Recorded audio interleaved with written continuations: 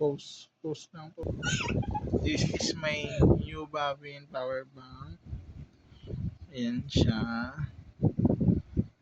20,000 mana ito guys. At saka, putik kaya. At saka mabigat siya guys.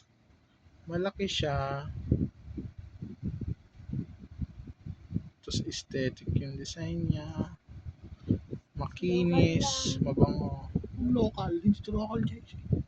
Maganda siya. Local lang to. Lumos yan o. Lumos. I-post ko na lang para hindi marinig ito. Ayan siya.